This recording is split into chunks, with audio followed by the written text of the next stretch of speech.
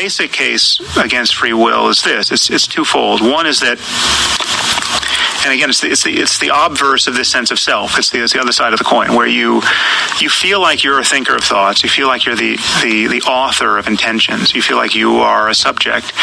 And commensurate with that feeling is the sense that you are in a position to do what it is you do, to decide to do. I can decide to lift my left hand, or I can decide to lift my right hand, and I can deliberate between the two, and I can have reasons for one or reasons for the other. And I'm in the driver's seat. I really am. And then and so that's where everyone's starting. The problem with that is, objectively, we know that everything that you're consciously aware of, all your thoughts and your intentions and your impulses to resist those impulses. I mean, whatever's coming up for you, we know that's all preceded by events in your nervous system of which you're not aware and which you didn't create. And the state of your brain in this moment, it's in every sense, is the product of variables that you are not responsible for. You didn't pick your parents. You didn't pick your genes. You didn't sculpt your genes. You didn't pick the environment in which your genome was going to be expressed. You didn't pick the way your interaction with the world and other people sculpted the microstructure of your brain so as to give you the brain you have. You didn't pick the number of receptors you have of every type at every synapse. You didn't pick all the charges that are currently in place in your brain at this moment. You haven't created your neurophysiology, and yet your neurophysiology is going to give rise to every next thought and intention that shows up for you. Is free will possible if God knows all our thoughts and actions beforehand? I think it certainly is. Some people have adopted a viewpoint called theological fatalism, which says that if God foreknows what you're going to do, then you are fated to do it, and therefore everything happens necessarily. This, however, I think commits an elementary logical fallacy. It reasons as follows.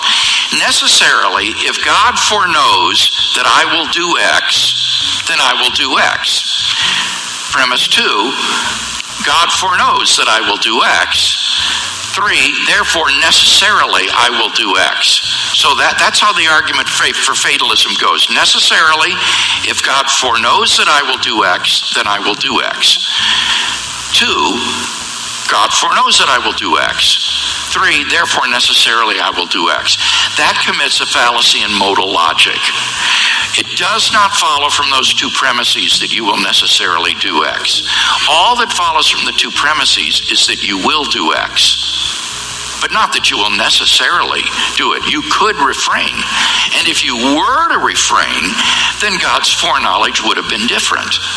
So, by acting one way or the other, I have the ability to act in such a way that God's foreknowledge would have been different than it is in fact. And that's sufficient for freedom. There's nothing about God's merely knowing about something in advance that takes away my freedom to do otherwise.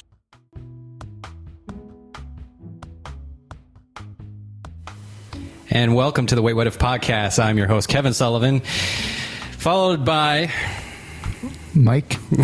You always get confused when I point to you. He's always like, I can't help it. I think you're under a pseudonym. Good time. Are you former CIA? Am I? He always looks down at his hand. It's written on his hand. He's like, my name is Mike Stojic. Mike. That's okay. I don't know. And of course, we have we've talked about this for a couple weeks. So we have Mr. Paul Adams joining us, or should we say Master Sergeant Paul Adams, RET USAF. And what else? What are your other accolades? Oh, that's enough. I'm tired. Guru on the mountain. Triple black belt in verbal judo. So, if you can pick up by the quotes that I played you, the first one was from Dr. Sam Harris about his thoughts on free will and its existence. And his stance is that it's an illusion, which makes me want to bring something up about that too. I wish does anyone have a pen? I didn't. Oh, Mike, do you see that one over there? Could you grab that? I can. Thank you. Or Paul might be local. No, I think you can get it. So, of course, he says that it's an illusion. Thank you, Mike.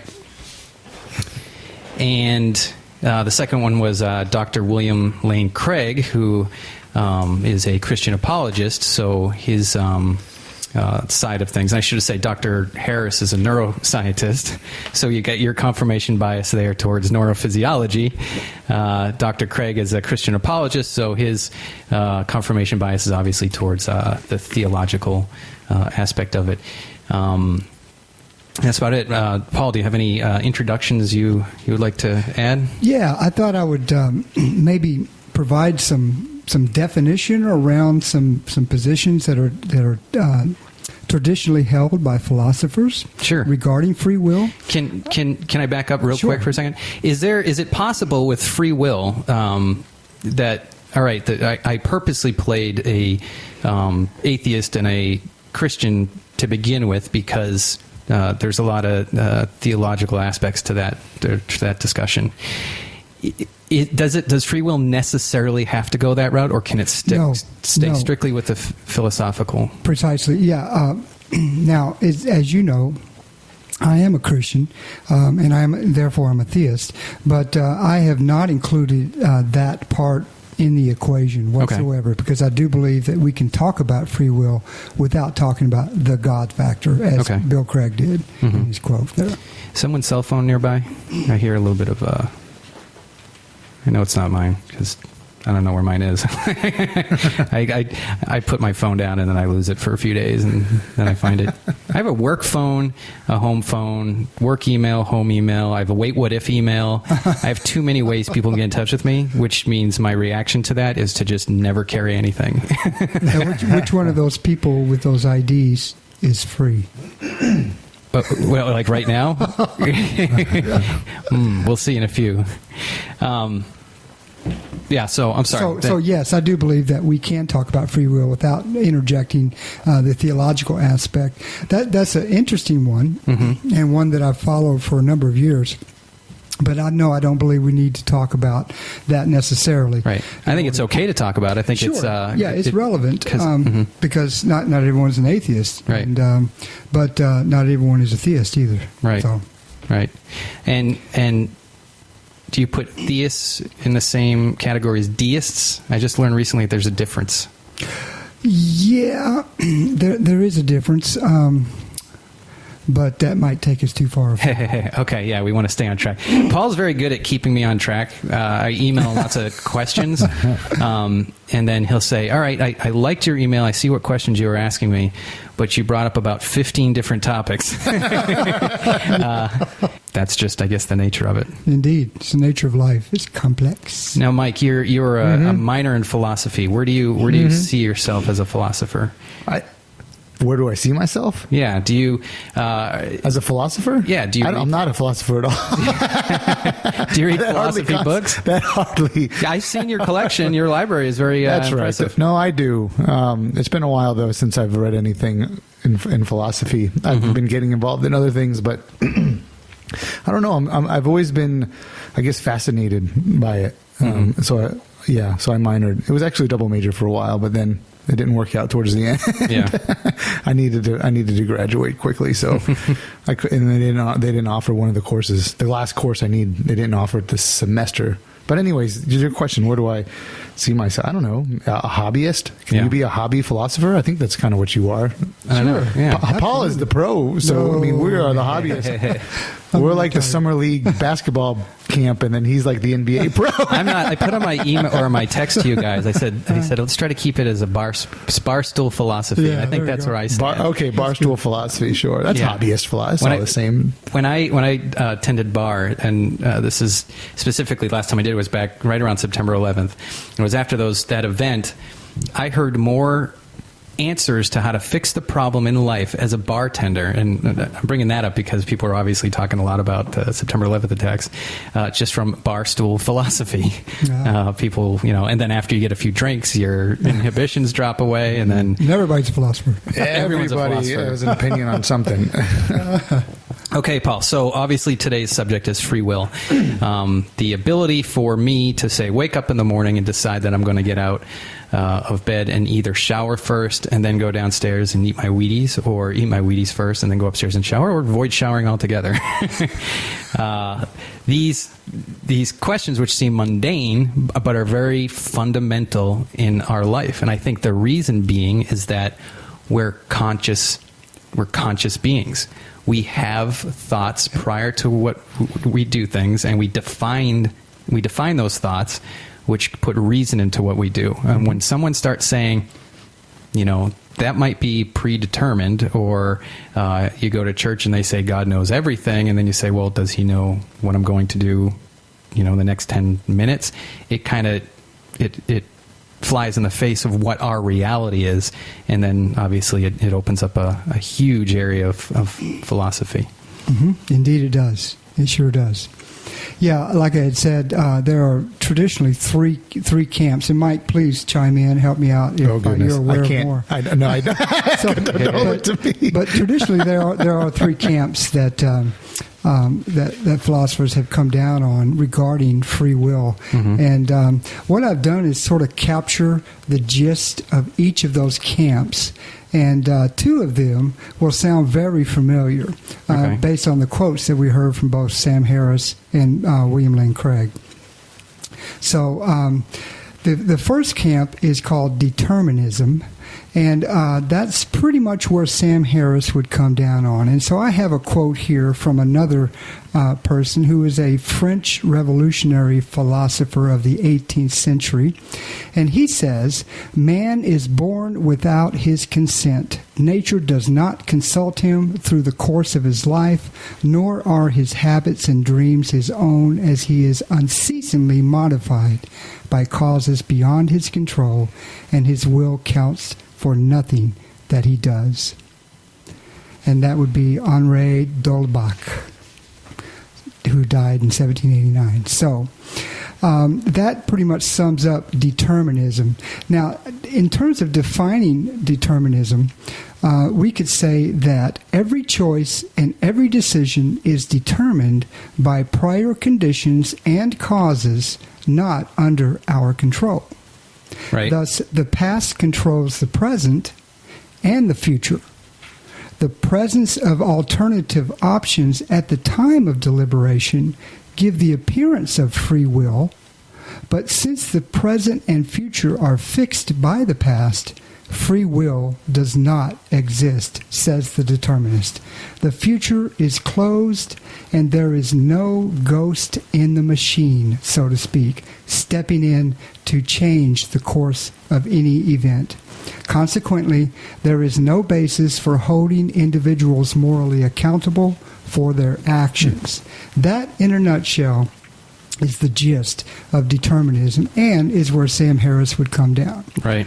Now, that has a lot of assumptions that we could perhaps, if we have time, get into and sort of lift up the covers and see what's underneath and what is assumed by that definition. But for the most part, that is traditionally what determinism would hold to. Now, libertarianism would be almost the opposite of that, and yet I have another quote here. So, "There is an unmistakable intuition that every human being is free to deliberate and make choices, and that decisions rendered could have been different, which is why regret and remorse are so powerfully disturbing." So says Corliss Lemont, another philosopher. Right, and regret and remorse, I never even considered that, would have direct implications with free will. Exactly. Because if you could choose something, Precisely. you would regret it. Exactly. If you chose what you consider as the wrong. Okay. Precisely. So we could define libertarianism, or another way of putting that is indeterminism, as the libertarian self is autonomous and stands independent of any external factors that may appear causal and determinative. The past does not control the present nor the future, but instead both are created simultaneously and spontaneously by the free act of the will. The future, therefore, is open, as there is a ghost in the machine who authentically steps in to change the course of events and determine the future. Consequently, there is a basis for holding individuals morally accountable for their actions, according to the libertarian or the indeterminist. Now, those are two opposing views, and if one is true, the other is necessarily false. Right. Now, it's possible that both could be false, but once again, if we buy into Sam Harris's position, or Bill Craig's and many others who are libertarians, then we can't, of course, hold to determinism. But if we carefully define determinism, then there's a third view that's sort of a hybrid between the two, and it happens to be the one that I subscribe to, and it's called compatibilism. So, to define that, we could say that the compatibilists would maintain genuine human freedom is compatible with determination broadly defined. It is not logically inconsistent to hold that both free will and causation together explain human choice. That said, simply because an act is caused is not to say that it is compelled. Genuine human action is compatible with causal conditions that decisively incline the will without constraining it. Humans, therefore, are morally responsible for their actions when genuine alternatives are available and one could have acted otherwise. There is, in fact, a ghost in the machine capable of making choices that are significantly free and can change the course of events that otherwise would not have instantiated. The question of whether the future is open or closed for the compatibilist is a non sequitur for us, and therefore is irrelevant. So that's a third position. So once again, just to sum up, we have determinism, we have libertarianism, and then we have a hybrid between the two, compatibilism, given that we carefully define what we mean by causation and determinism. So that's sort of a general framework. So much for bar talk. No. Oops. That's good. That gives us a framework from which we can begin to unpack this and talk about it. Yeah. And you said you consider yourself a compatibilist in this situation. Mike, where do you see yourself? Same. I definitely see it as it compatible? Now hearing these three, yeah. I would have said libertarianism or libertarianist until he told me about compatibilism, and now that's where I'm at. It just seems to be the most logical for me. I do certainly think there are things that are beyond your control, which help push you in one direction or another direction, but I think at the end of the day, you know, ultimately the choice is yours. So there's all these external factors that are maybe require you to go a certain direction, but I think the mind is a bit more complicated than that and is able to pick up on other sources of information that may be coming your direction, and you can take those things that are external to you and then perhaps some other things, and then as a result of that change your course or your direction. So I think I mean that's the way at least I think, just listening to you talk about compatibilism, I mean that's how I feel about it, unless I'm completely wrong, but that seems like it makes the most sense to me. Let me piggyback on that statement a little bit. You've been known to say that the brain, or we only have 10% use of our brain, and the theory out there is that the 10% that we perceive that we use is the part that we're conscious about, and that the rest of our brain is actually working in the background. I've heard that too. And with that said, there's a ton of information that's being processed without us even knowing it. You know, external stimuli, things in the past, genetic components. I mean, the person who acts a certain way because they have an anxiety syndrome based on genetics, or a mental health issue, or the same sense, will act and will move and will act in ways that you and I wouldn't. And if that is happening in the background, and they're only conscious of basically their actions, they're almost conscious witness of their actions. And what I mean by that is, Well, that speaks to Mike's point, I think, and that is that the mind is complex. Now, one of the things that I ran throughout each of these three definitions is this motif called the ghost in the machine. And basically... What does that mean? Is that... Well, yeah, what that means is that there is a substance inside of us that is different from our physical material body. That there's something in us. Right. Now, for Sam Harris, being a neuroscientist, not all neuroscientists believe this, but some do, and Sam Harris certainly does, and that is that there is nothing mental about us. All our mental processes and brain states are physical connections. Right. That's all they are. There is no deeper subject or agent underneath it all, the essential I. In Freudian terms, we call it the ego or the ego. The essential I making the choice or being inclined toward vis-a-vis away from a particular option. And so the ghost in the machine works for both the libertarian and for the compatibilist, but there is no such animal, so to speak. There is no such entity as a ghost or a mental property that's not material for the determinist. Deterministary. So for the hard determinists. Now, not all determinists believe that. Again, there's lots of different permutations of this, but nevertheless, the essential self or the mental consciousness, while it involves the physical aspect of our brain, and indeed our brain is Descartes would argue our brain, actually he argued the pituitary gland, but he was wrong, we later learned. But nevertheless, there is a bridge between the external world, starting with my body and everything outside of it, and my mental process. There is some sort of bridge, and the brain, I would offer, is that bridge. Unfortunately, what all neuroscientists can do is look at the brain and measure it. Right. They can't look at the essential I. They can know that I feel pain, but they can't know whether I like it or not. Right. And therein lies the great question in life. I mean, I suppose they can measure your dopamine response. They can measure the pleasure centers of the brain and see what's going on there.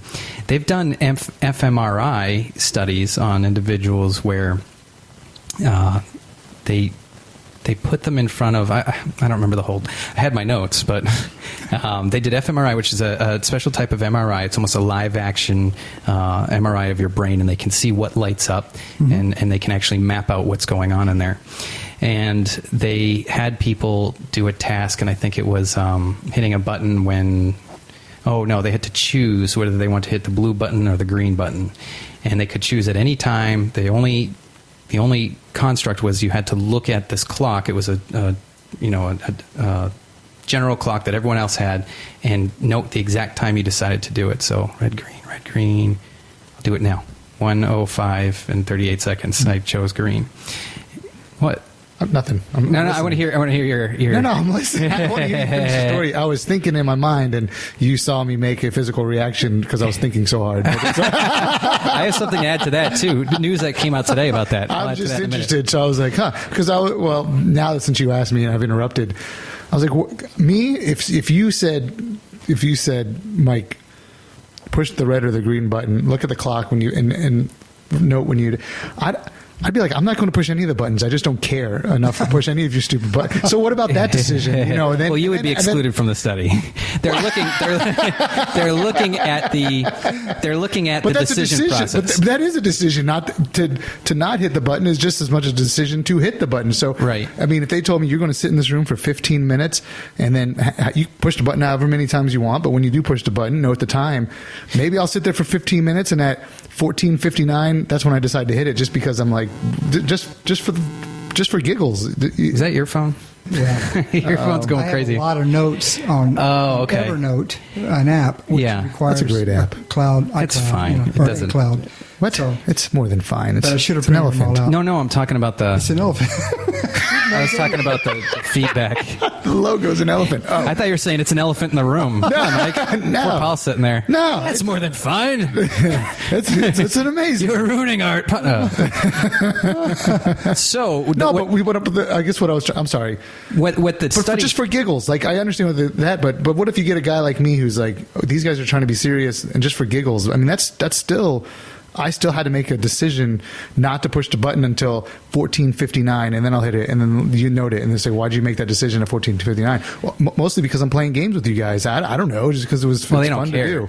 I know they don't care when.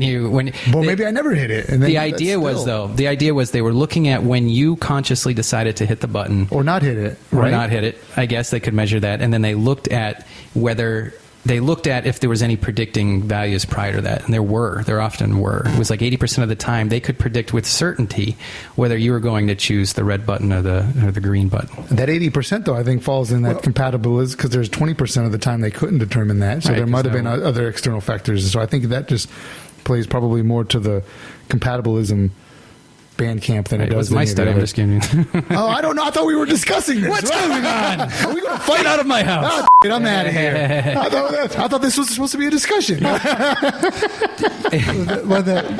I wrong, Paul? Tell me I'm dumb, and I'm not at all. leave. Not at all. The desire to think that you chose of your own free will to push the button at any given time, the determinists would simply argue there's a series of causes and conditions prior to that actually led you to do that. And many of those are unbeknownst to you. The majority, 90%, they say, is in your... Oh, indeed. There's no... I mean, it's an infinite regress of causation, according to that. But... as the compatibilists would say, is that just because there's a series of conditions and causes that led up to you making that choice, such that choice would have been chosen. Notice I didn't say must have been chosen. That's fatalism, which is tantamount to Sam Harris's view. But would have been chosen is not inconsistent with you. The essential you as a ghost in a machine making that choice vis-a-vis other alternatives available to you. To do nothing, as you said, or to push a different button. Or to kick the person next to you, for that matter. Yeah, maybe that's what I should be doing. So just because there's a set of causes and conditions prior to you making that are in the chain of causation, if you will, and you are not able to step outside of that chain, does not mean that you did not choose to remain in it, if that makes any sense. I think so. I feel like I think so. But what you're saying is, I mean, that still falls into the compatibilism. Yes. Okay, so that makes sense to me then, because now I know I understand that. Now, the libertarian would say that those causes and conditions external to you, be it your environment or anything else, outside of your... And to be fair with libertarians, they do not maintain that all choices are libertarianly free. That is, free will is exercised at every instance, because they do give credence to internal pulsations and inclinations and desires, okay, as to what moves or motivates the will to do X as opposed to Y or not X. So they do give credence to an internal cause, but the external cause is what the libertarian does not ascribe to. There is nothing external to the person that causes them to have to make that choice. That's libertarian freedom. It only pertains to external causations and conditions. Okay. The definition of free will says the ability to, let's just say, choose one's actions without coercion or constraints. So to basically say, I'm going to go left, or I'm going to go right. Nothing is coercing me to do this. There's no constraints in preventing me from doing this or encouraging me to do this. It is my sole choice. Well, may I offer sure. a sort of a nuanced version of that? Okay. Definition. If you were a bank teller and a robber stepped in front of your face, pointed a gun at you, and said, "Give me all the money," you are compelled to do that. Now, right. Granted, you don't have to, but chances are you want to. because you value not only your life, probably the life of many others as well. Right. So you against your will, you comply. So your ability to comply was constrained by the conditions.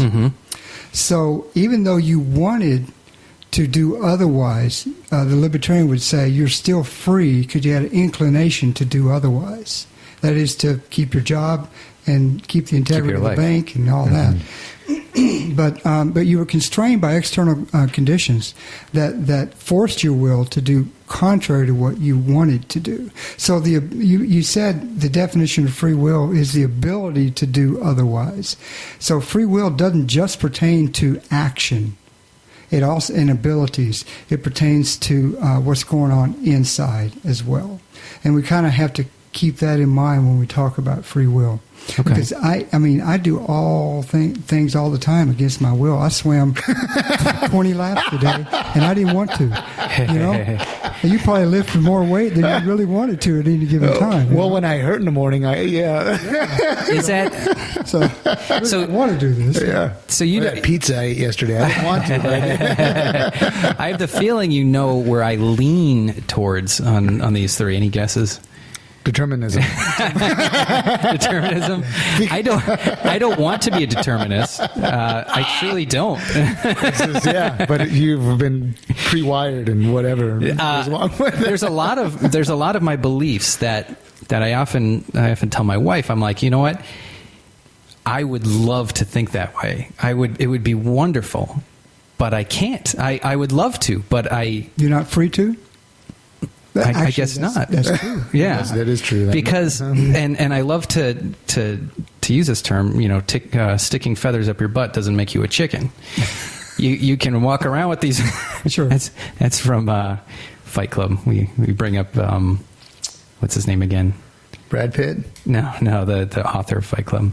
Chuck Palahniuk? Yeah. Palahniuk. Chuck Palahniuk? Palahniuk. We got into this discussion. I feel like it's Palahniuk. I think it's Palahniuk. Let's get him on the show. Wouldn't that be great? Yeah. He's you want to talk about, I would call him a industrial, modern age philosopher, unrepentant to the human condition. Jesus Christ. That's insane. I just like his books. Yeah. Well, his books are very unflinching. They're raw. His books explore the deepest, darkest areas of the human mind and lay them out there. He does not candy coat anything, and I think it's why he has such a good following, because there's refreshment in honesty. Honesty not expressed in love is brutality. So something to chew on. Have you ever? I find that most of the most interesting biographies I read or autobiographies are the most honest, because it's the person tells you like it is, or sure, tells their story with an unflinching, unbiased approach to their life, and it's pretty. I was just thinking. Yeah. Sorry, while you were talking. No, it's okay. Because I was just thinking, but why this determinism thought, and then my view is more compatibilism, and I kind of look at our different lives, and I get the sense, and you can correct me if I'm wrong, but that this is exactly what you want. This house, the family, the job, like that's what you want. Sure, yeah. This is not what I want. Like the suburban life is not really for me, honestly. And I had this conversation with my wife, and I'm like, I'm not one of these guys. Like I have a different background, and there's just things that I want to go do, and I just want to run and explore and do all these sorts of things. And it's a strong pull that wants me to just take off, but I don't. I stay here, and the reason I stay here is because of Jamie, my wife, because I care so much for her. So, and her, what she needs, and her, what she wants to build. But honestly, if it wasn't for that, if she wasn't I'd be gone. Sure. And who knows where I'd be? But I still have that pull now. So at any given moment, I'm like, man, I get this huge desire where I'm, I could get out of here. But it's such a strong pull. But then I have these other influences that are keeping me here. But it's a battle. And for me, inside, that's the way I'm able to see this, because I don't want that house in this neighborhood. This, even though I like you guys a lot, we all live in the same neighborhood. But you understand, like, this isn't where I feel comfortable. I'm more comfortable being gone and doing other things. Does that make sense? Yeah, and that's kind of why I feel like this compatibilism is kind of it. Because, man, there are certain things that are, external factors, and then like things that were pre-wired into me through my parents because of maybe the way they were and maybe the way their parents were and all those sorts of things. But I still made a decision, and in my mind, it's a sacrifice to live here, even though it's like any normal guy would be like, why wouldn't you? I mean, you have an amazing house, you live in an amazing neighborhood, you have amazing neighbors, you got a really great life. And in fact, my mother-in-law told me, she's like, Mike and Jamie have like the storybook type life, and I think to most people that's probably true, but to me, I don't think it's true at all. But it's a constant struggle, to maintain this sort of thing. If that makes any sense. So in my mind, because there's this huge struggle, it can't possibly be determinism, because it's too much. It eats me up, and that's why sometimes I disappear on different trips just to get out. Does any of this make sense? Yeah. I think one of the faux pas, I think, of determinists is that, and C.S. Lewis said this: in order for love to be meaningful, it must be freely given. Now think about that.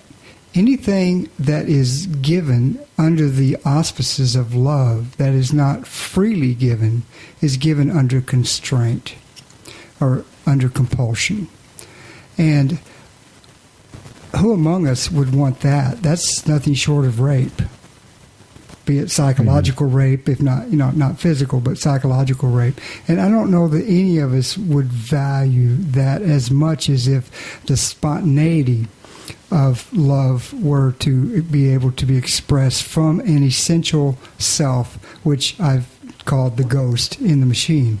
There's something in the person that's beyond the material, physical, tangible person that is giving themselves to me. And they're doing it of their own free will. And that, to me, makes love flourish in ways that otherwise it's just one big machine that's under operation of cause-effect. And that. In other words, love could not be possible in a raw determinist worldview. Now, we could call it psychological and social and historical cultural conditioning. We could call it that and say, we had these subjective feelings of love and give credence to them. But at the end of the day, the only thing that exists for the determinists like Sam Harris is the objective, material, tangible, touchable, tasteable world. That's the only thing that exists. Right. There is no other metaphysical world or world beyond this world. And there's no ghost in the machine. There's no essential self. So, I think. Does that help? Yeah, no, I think that's so. I agree. There's with a higher order bent or influence that you have called "I love my wife." You're right. Also known as Jamie. That compels you to sacrifice certain things because you believe at the end of the day, perhaps you haven't expressed it this way, but that it's better for you that you not get everything you want. No, I think that's very true. Because if I did exactly what I wanted, you guys would probably never see me again. I would be so far gone. But it's not because it's just different. I just want to go and explore and do different things and not worry about the 9 to 5 and the 401k and all these rules that I'm supposed to follow. But no, you're right. In my mind, you're right, Paul. And it's that I have so much love for her that I'll make that sacrifice because that means more to me than this could ever mean. I still go with my buddies sometimes Sure. and tear the town up and have a good time. Not to let the wild side out. But I think right, what you said at the end of the day, that's what compels me.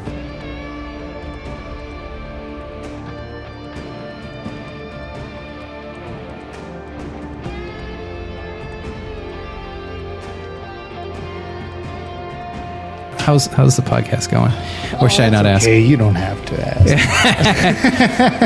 Mike is the founder, creator, producer, and financier of the Make It a Double podcast, which you can find on doublepodcast. What is it? That's my, there's a few. Doublepodcast.com is the website. Okay. Where you can just search Make It a Double on Facebook. You can search Make It a Double on iTunes. You can do those sorts of things and find it. But yeah, no, the podcast is called Make It a Double. It's about booze, spirits, history, mixology, and the people and stories that really make it great. And we just kind of explore anything about alcohol because I'm really fascinated by it. So there's 2 episodes out right now. Cool. I'm in the middle of editing the 3rd episode. The first one's on moonshine, and we really get after that one. That's pretty neat. The 2nd episode is on craft beer, and the 3rd episode will be on Irish crack. And I hope you're an Irishman, so you should know what crack is. It's CRAIC. Crack, so for like good times. Yeah. Crack means good times. I didn't know. I never heard that term. That was Did you great. really? Yeah. no. When I went to Ireland, our guide, I did a 3-day Irish tour, and he was telling us about the Irish crack. He's like, okay, let me tell you how Irish crack works. And we're like, what? Whoa. And he's like, no, it's like good time. And he was You have giving to us- say it with an accent. You have to give your Irish crack. Actually, that was terrible. Hey, the meatballs. The problem is I've been drinking, and now my accents are. Jameson, no less. I like the Irish crack. Now you sound like me. What's your alter? What was it? Something Czeslaw Melnick.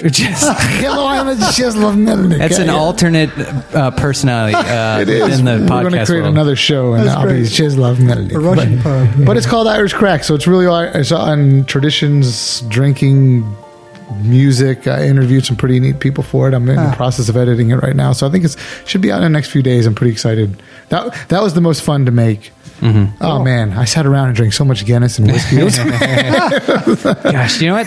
There's so much truth. fun. There's truth to stereotypes, and that's why people, I think, in general, if you just accept stereotypes and you laugh at them, then it's all good. You should laugh at everything. I mean, if it's it can't be that serious. Yeah, I mean, it's just You can't laugh at yourself. it's satire on life. And Yeah, that's fun. I mean, yeah, it can get dangerous. I didn't mean like. Well, we did drink quite a bit, but it was. No, you were saying that all Irish people are. I heard you clearly that all Irish people are alcoholics. I had such a great time where I was talking to Prime Minister of Ireland's a very He's a good friend of yours. Yeah, well, Hi, no, he listener? likes this show. Huge I don't know fan, him. Yeah, huge fan. Makes sense. I believe it though. Everyone is. But no, I was talking to James Olin Oden, who's a local Irish musician, and he invited me to his house to do the interview, and he pulled out his bottle of 12-year Bowmore. Is what we were drinking. It's actually a scotch, but we were just chatting and talking Irish traditions and stuff. And he's like, "It reminds me of a song." And he pulls out his guitar and he starts playing. Wow. So I was like, it was just such a cool That's great. atmosphere, man. I mean, it was really That'll be a good lot show. of fun. That's I hope neat. so. Gosh, I want to interview him now. Listen to mine first. It'll be on. He's the largest. He's huge. He's like 6'7". Wow. And we took a Wow. picture together. I have to show you. But His name's Odin. Of course, he's going to be 6'7". Yeah, but he like puts his arm around me for the picture, and his whole hand takes up my whole shoulder. And Wow. I'm not a little fella, but I look like a little fella in that picture. Wow. That'd be on the website. I'll definitely put that on. Anyways, I talk too much. See, that's what all right. you That's should not ask me about. No, that's good. That means you're involved in it and you're excited about it. It's gonna You know, be I've good. got a book in my library. I think it's called Philosophy of Taste or Questions of Taste or something like that. But it's all about wine. Oh, And I like this. it's written by philosophers. And it's all about aesthetic philosophy and what alcohol does to the person's subjective states. We need to get together for an episode. Yeah, yeah. Actually, that'd be pretty good. Wouldn't yeah. that be fun? Yeah. We need, for the three of us. could do it. Philosophy and booze. Yes, I'm all for it. So that I would think be a good Roger one. Scruton may have I should read that book contributed first. to that too. So, yeah, he's a well-known Oh man, philosopher. Paul, Yeah. we should get together and drink and talk and record that. Yeah, man. I'm on it, man. Yeah, that'd be so much fun. Yeah. I got to do what I know, cause I got to let me breathe, cause I got to free my soul, cause we got to. It's time to grow, cause I got to do what I know, cause I got to. Hey, these choices that I make, I'm gonna do whatever it takes. Blend till I'm fitted, he is my God. I will now seek and never hide. As I look back at the end of the line, I see darkness as I'm about to shine. My left Yeah, I think we, light. It's 5 a.m. and for the determinists, I don't know how they can own their decisions. All they can say is that their decisions are a product of prior decisions, Right. in a chain of decisions and causes and and conditions and stuff like that. And so there's no sense in which they can own it because there's no self to own it. All there is a mass of nerve endings and psyche, Would you neurotransmitter, this and that, and that's all you get, Would you not agree that every action since the Big Bang, and we'll say 500 milliseconds after the Big Bang, so we won't get into what caused that. Every action, meaning action, can be determined mathematically. Given a set of rules and given a set of laws, which we have, fundamental rules and laws in physics within this universe, that everything leading from that, much as you take a bottle of water and you dump it down a hill, you can mathematically determine where that water is going to go. Yeah. There is a mathematical equation to that. Yes and no, but there's also the Heisenberg principle of uncertainty. I saw you put that on Facebook. In physics, yeah, and which was fascinating to me. And all that does is show that Bayes' theorem is correct. That probability is we take our best guess based on mathematical algorithms, but we can't have. And this is an epistemological question. That is, we can't have absolute... What is that again? Can you remind me of that? Epistemological question. Epistemology is the study of knowledge in terms of how we get it and how do we justify it as knowledge. Okay. And so when we talk about certainty, we're not talking about psychological certainty. We're talking about rational certainty, objective certainty. And that kind of certainty really comes in degrees. It's not all or nothing.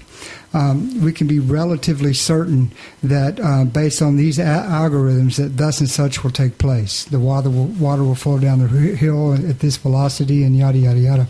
But there is a sense in which the more we know, the more we realize we don't know. And that's what the Heisenberg principle has taught us. Anybody listening to this can Google it and find some fascinating You're talking illustrations. quantum mechanics and quantum physics. Right. Yeah. So we can narrow things down mathematically, but the most we can do in terms of certainty is get to probability. Mm-hmm. Right. Not absolute. The probability of where electron will be, the probability of where a quark Right, will be. Exactly. Mm-hmm. And then if you wanted to play the game of the nominalist during the scholastic period, you could say numbers aren't real and math is out the window. Right. What makes 2 2? I mean, really, who decided that? So That's true. If numbers aren't real, as the nominalists maintained in the scholastic period in the 10th, 11th century, then... Oh, I think math is one of the hell more... math. I love math. I think, personally, I don't like to do it. But what I love about math rather is that useful. there's the answer. And it can be useful. There's the answer. You know what I mean? Yeah. And 2 plus 2 is 4. There's the answer. You can argue anywhere you want, but that's the answer. And there's a little bit of... that's nice to have.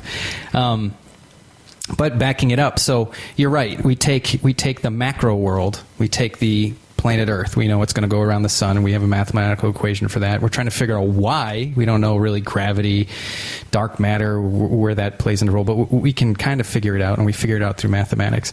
And then we get into the quantum world, and we say, ooh, things get weird there. And in fact, they just did an experiment recently where there's something called the spooky aspect of quantum mechanics. And they literally call it the spooky aspect. You can Google it. It's kind of neat. Where they confirmed they could only capture so many of these, like, let's say, photons of light to study them. And a little of this is way beyond, I mean, this is like quantum mechanics, this is quantum physics, this is hard to grasp stuff. But basically they figured out a way to fill in the loopholes that were missing in a lot of these experiments with quantum physics. And they basically concluded that, yes, it is spooky. The actions that these subatomic particles do are beyond, not beyond explanation, but they're more in the realm of, we don't know what's going on here. One of the more amazing things is you take two, and this one's a little tricky to explain, but you take two, there's a term for it. It's, let's say married particles, married subatomic particles. They're connected. Not in physically connected, but they are connected as in, if you had a pair of shoes, left shoe and a right shoe, they're connected. So it's a relationship. And if one is 5 feet away, or one is, I think in the experiment, one was a kilometer away, and then they did one at 80 kilometers away, the actions on one predicted the actions of the other without delay in time. So it was working faster than the speed of light. I said time, without the delay in speed of light. So they were able to predict what the other one was doing based on which one they were seeing without the time it takes to relay that message via electricity. And again, same thing as if you had a left shoe in your box and you open up and you look, I have a left shoe, I know they have a right shoe over there. So it's it's mind-bending stuff. But you're right, it's not, it's once you get to the micro aspect of mathematics and physics, it gets really, really weird. Yeah, there's a lot we don't know. And while that doesn't necessarily prove free will, it does argue against determinism. How so? In terms because of the lack of definitive... Well, because determinism is sort of it's like an epistemology on steroids. It's like there's no humility in determinism. Epistemological humility. That is, determinists insist that a series of causations or causes and conditions led up to this or that human agent making this decision. Right. They insist on that. But what they can't know is what exactly those prior conditions and causes are and what the relationship is between them. You mean the exact causes? Exactly. Yeah. So all the way back to, the first cause or condition. It presupposes that, first of all, there is a relationship between every instantiation of every event, and that relationship is strictly cause and effect, which is only one of 4 possibilities for causation. Thank you, Aristotle. Causation is not that simple either. Right. It only assumes a certain view of causation, and it assumes that there's a uniformity that moves throughout all of the universe, and as a domino effect, basically. How could there? And where's we can't go back and determine what it was that started it? Yeah, or where's even four notches up? You can't determine. Yeah. Where's the break in the uniformity is the lack of knowledge as to what caused the ball moving. Not only that, but how many balls there were involved for this ball to actually move. For this domino to fall. How many dominoes were there? Was it 1,400 trillion, or was it 4 trillion? In the world of they can't know that. in the world of the compatibilist. Where is and the determinist would argue that where is the empirical data which suggests that you can make a choice and it's not based on everything that came prior to that moment? I mean, the ghost in the machine is fine, but there's no way to measure that ghost. We've never found a way to measure. Okay, the statement you just made is, how do you know it's true that there is a ghost in the machine? I'm turning it around. Okay. Basically, and give me proof. Give me empirical evidence that there is a ghost in the machine. That was your question. essentially. I guess, yeah. Okay. So if that's your question, I would say that where is the evidence that there is truth? Give me the empirical data that something can be true. You can't. Because truth is not empirical. Truth is a relationship between a proposition and an actual state of affairs. Right. Okay? And that relationship is a metaphysical one. It has not an empirical property about it. When you say truth, can't measure it.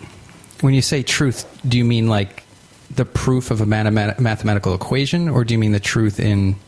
I don't understand the... Well, the truth in your statement that there... Well, the question presumes that there is a truth to be had about whether or not there's a ghost in the machine. Right. Your question presupposes that we can have certainty or reasonable certainty, a degree of certainty about whether or not there's a ghost in the machine. Right.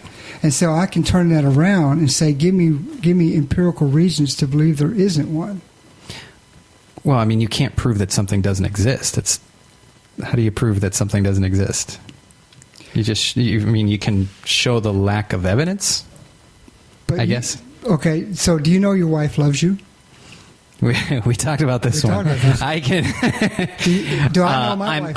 I'm certain. No, I'm not absolutely certain, but I am relatively certain. certain that she does love me. And we can entertain the logical possibility that she doesn't. Right? Yeah, sure. That possibility is out there in terms of logic, but the fact that love is a metaphysical relationship between two subjects, basically. And there's no mathematical proof for it. I can't measure it.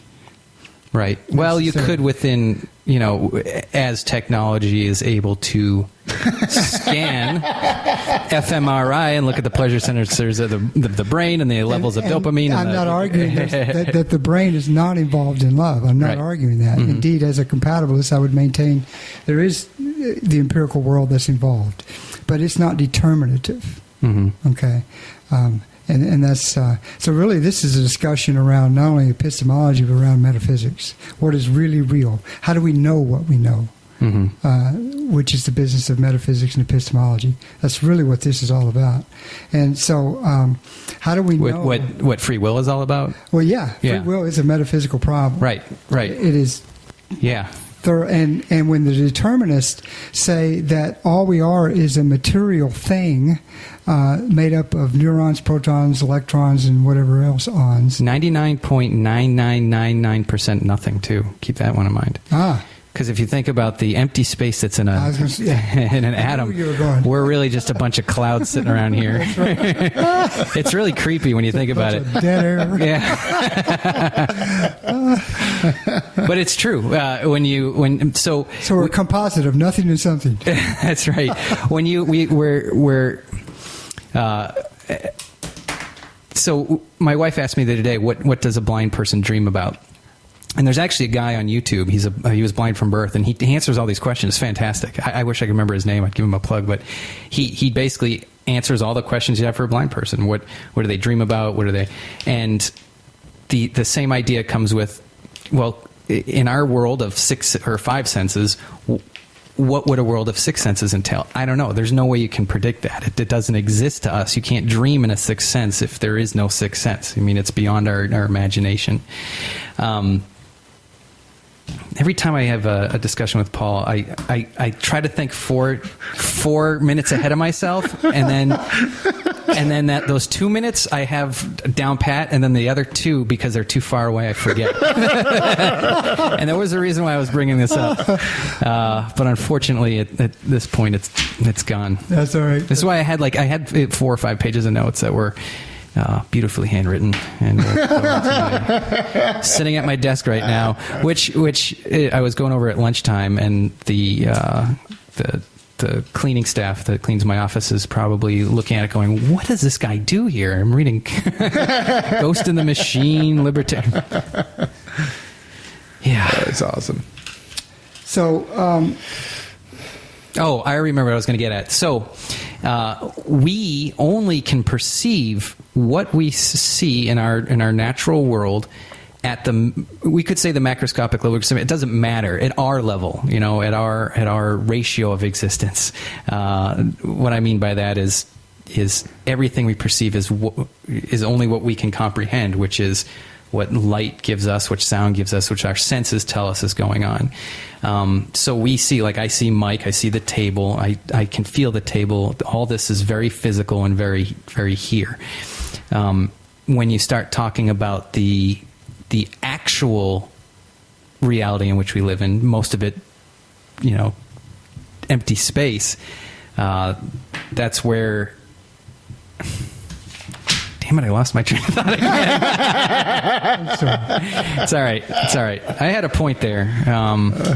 Let me offer, if I could, sure, a few concerns that could be raised against determinists. Okay, and I'm just saying that when I read determinism or a deterministic view, I say, okay, that makes more sense to me. I'm not a staunch determinist I'm a staunch determinist as much as I'm a, well, no, because I'm a pretty hardcore libertarian. But all this is open for discussion, and this is one of the reasons why I brought up the Wait What If podcast, and it is part of my exploration of life and which brings us, sure. And this is fantastic. And we're all on the same journey, by the way. But see, none of us are as I reach my late 30s and as I approach 40, I find that. Do you remember when you were in high school or when you were in middle school, the eighth graders when you were a fifth grader, or the seniors when you were a freshman? They seemed.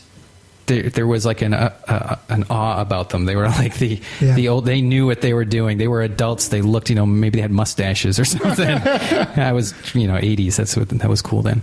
But now that I'm approaching those years, it's spread out, because 4 years as a 10-year-old is a large chunk of your life versus 4 years as a 38-year-old. So if you spread that out, what I see my father. My father-in-law, and now you're falling into that category, the 60-year-old folks. I see you guys as the seniors in life. Oh. and I like these discussions because you have what I'm about to experience. You've already gone through it, and which is why I get into long conversations with my father-in-law and with my father, and because I like to get that aspect where, as a freshman, I went to it because I didn't care. I was just trying to figure out my way around high school. Well, it's fun to continue to learn, that's for sure, and that process goes on forever, and none of us have arrived. None of us. With Socrates, I can say for sure that the only thing I know is that I don't know. So some of the problems with determinism would include morality would be negatively affected. Morality becomes merely social convention or agreed upon principles. Morality, right. Morality. Mm-hmm. That tend to provide some survival advantage to the human species. Mm-hmm. If all human actions are causally determined by prior causes and conditions, then no one is morally responsible for their actions. So that's one concern. Another concern is truth is compromised. If my material processes are determined wholly by the motions of atoms in my brain, I have no reason to suppose that my beliefs are true, and hence I have no reason for supposing my brain to be composed of atoms. So says J.B. Haldane. So do we see the problem with that? I'm going to read that again. Right, no. If my mental processes are determined wholly by the motions of atoms in my brain, I have no reason to suppose that my beliefs are true, and hence I have no reason for supposing that my brain is composed of atoms. You see, truth is compromised by determinism. Also, coherence suffers. What precisely is the material antecedent cause of the non-material, seemingly a priori assumption that causation is real? You see, causation is an a priori assumption, as David Hume has so eloquently insisted, and to this date is so true. No one has ever seen a cause. Oh, there it goes. No, you've never seen a cause. Causation itself is an a priori assumption. An a priori assumption means means that it's not physical, it's not seen or observed in the empirical, tangible world. Because you could It's back a it up mental indefinitely. construct. It's a mental The construct. person who slams on their brakes because of a dog and causes an accident, you could say the dog caused it, but then you back up, well, the person who didn't shut their gate caused it, and then you could back it up and the person. But all of that assumes causation, which itself is not a physical, tangible brain state. Causation is a relationship between two things. And a relationship between two things itself is a metaphysical aspect. I would argue not a that physical one. a brain state would be a causation. Well, the brain, again, for the compatibilist, I wouldn't argue. The brain state can trigger something and provide the necessary conditions under which I would choose X and Y. That doesn't mean because there's a cause involved that I'm determined to do that, given options. That gets into other things. But another concern about causation is that it's oversimplified in determinism. Determinism oversimplifies causation. I'd said this previously. Aristotle taught us well that causation actually comes in 4 different kinds. There's a formal cause, a material cause, an efficient cause, and a final cause. Mike, I'm sure you've heard this before in your philosophy classes. And so causation is not simply the efficient cause, which is the way in which determinists talk about causation, is that you have one event and one product or consequent of that event. So causation is oversimplified. And I could go on and on and on. There's a plethora of concerns that I have with determinism that cause me to not jump in bed with it and commit to it.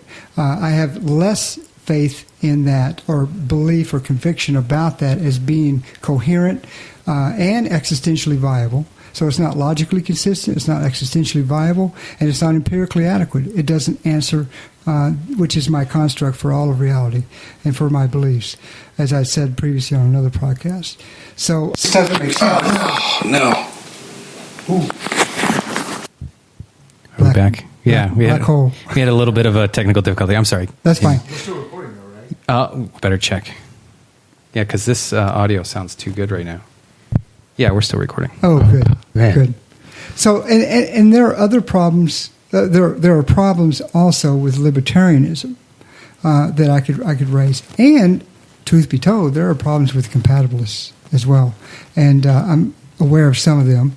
But at the end of the day, for me, the three options, compatibilist is the one that's most logically consistent, is empirically adequate. It explains the physical material world that I live in, and it's existentially viable. I can live consistently with a belief in compatibilism and not live a lie, basically, which is something we kind of all want to do, I think. Sure. So.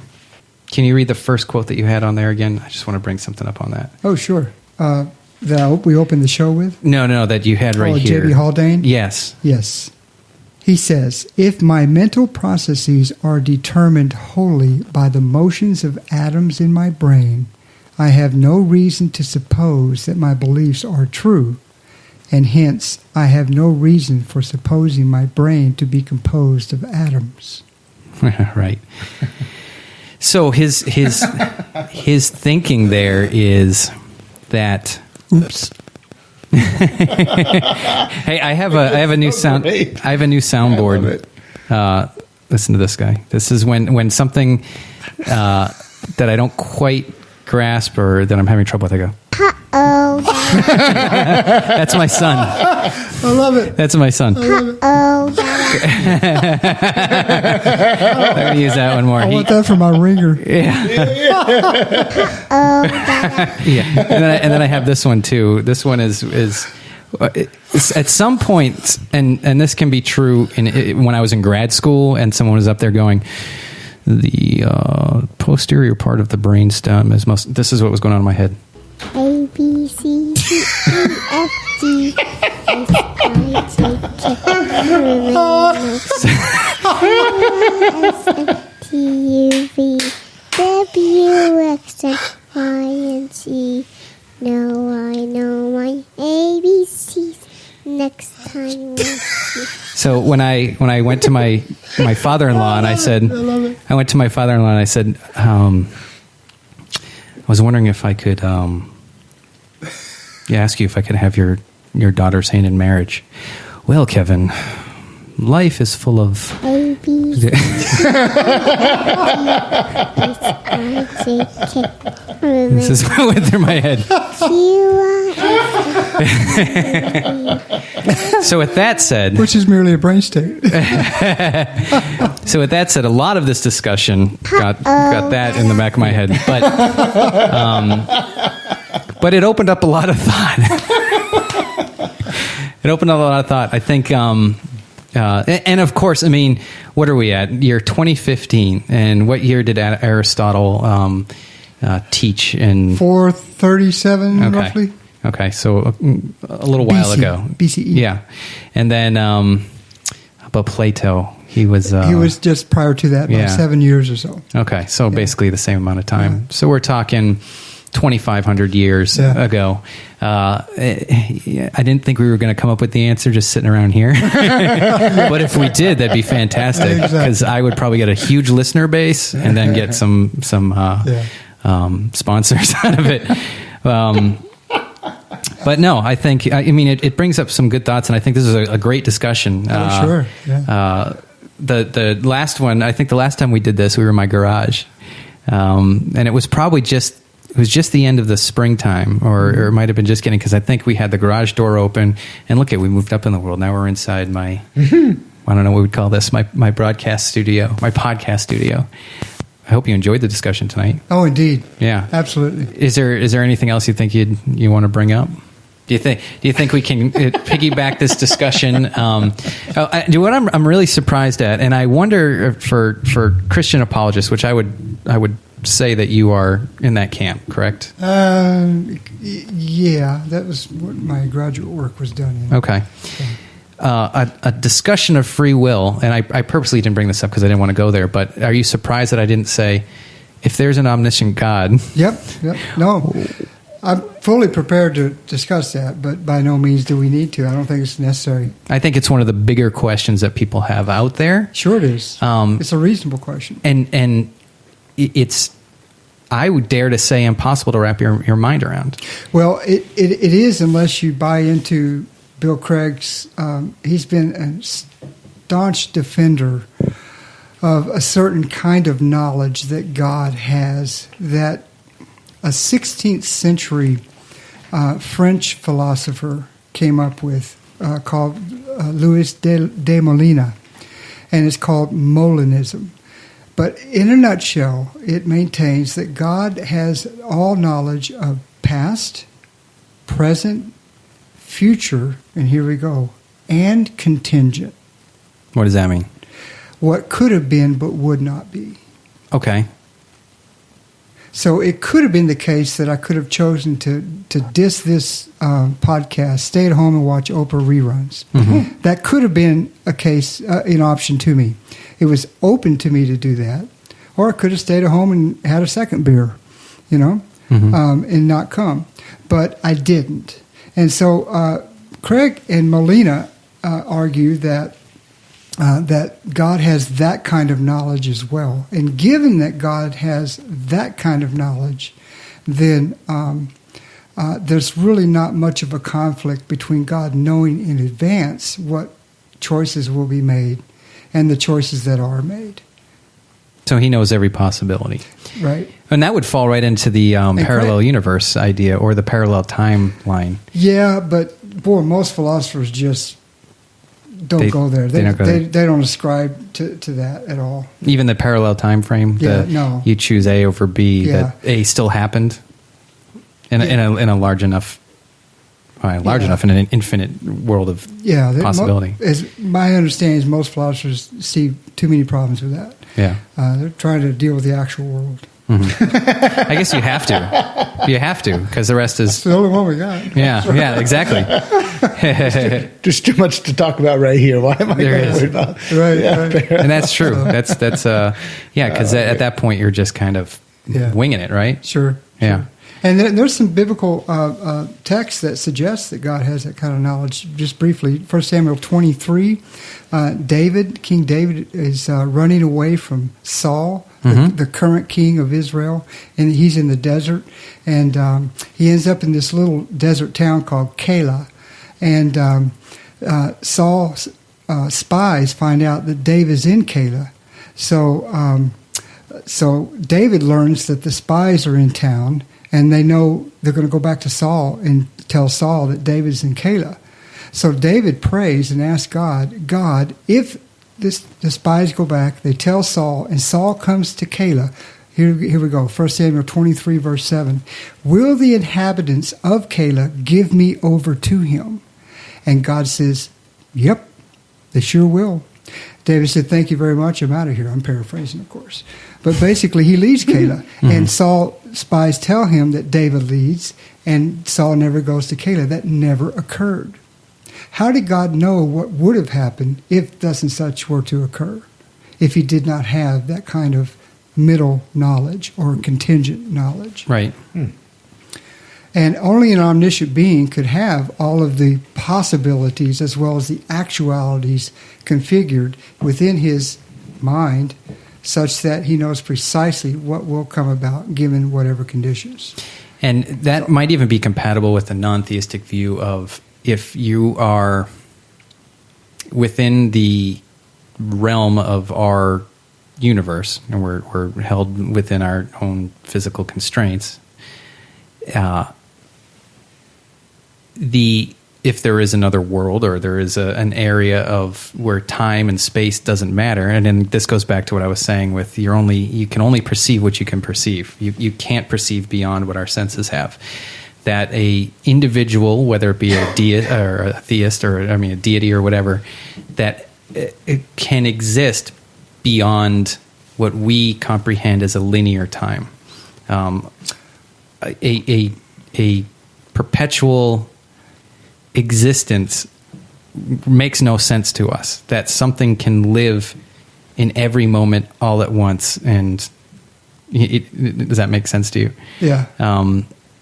And I think that makes sense there. That if you consider us living on a straight line, the idea of God would be living in a bowl of water. we can only comprehend what's on that straight line that only goes one direction, doesn't go the other way. Right. A bowl of water is flowing. It goes up, it goes down, it goes left, it goes right, and it's there all at once. Yeah. There's two views about God's relationship to time. He's atemporal, that is, he's outside of time. Actually, there's three. He's atemporal, he's outside of time. He sort of has the bird's eye view on everything. Or he's temporal, he's always in time because time is eternal. Or B is a hybrid, that he's outside of time, but when time began at the Big Bang, God entered into, his relationship to time changed, and he became related to time in a way that otherwise he did not, because time did not exist prior to the Big Bang. And that's got a lot of credence. Bill Craig has written some fascinating, very technical articles on that. Some of which are available on his website. But well, I hope in the next 20-something years I figure something out. At this point, I'm just when playing. When you do, let me know. Paul can be. I follow you on Twitter at In Christus. Oh, you do? Yeah. Okay. Christustus or INCHRISTUS. Okay. In Christus. It's Latin for in Christ. Okay. Is a biblical expression. And you have a blog too, right? I do. It's In Christus, INCHRITUS, in Christ, INCHRISTUS.com. So okay, yeah. And then, are you published? Didn't I hear you? Yeah, sort of. Okay. I got a few articles. I just had a book review published in Philosopher Christi, and it's a philosophical journal. Okay. And I've actually published an article in that as well many years ago. And I've published a series of magazine articles. So. Fantastic. But that's about it. No books. Okay. Well, maybe eventually you're working on one? I've been encouraged to, but I haven't. Yeah. No, I haven't been. Well, it's your choice whether you want.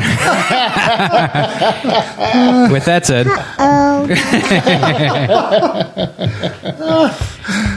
So I hope you enjoyed the Wait What If podcast, number 16. We talked about free will with, now I don't know who to say first. Paul Adams and Mike Stojic. Mike Stojic and Paul Adams. These guys here. We had a good time. Obviously, we came up with nothing. I honestly want to know, though, when you go home, do you shake your head and go, "It's all hope is lost," or do you say, "That was a good conversation. I think I've shed a little light on." I hope you shed a little light on. I think you did. Anyways, you can reach us at waitwhatifpodcast@yahoo.com. Please send us a message, critique, whatever you want. Let us hear it. On top of that, you can follow us on Facebook /WWI podcast, or on Twitter, which I don't really tweet too much, every now and then, and that's at WWI podcast. Thank you so much for listening. This is a fun little hobby, and I wouldn't do it if I didn't have anyone download and listen, so thank you for listening. Until next time.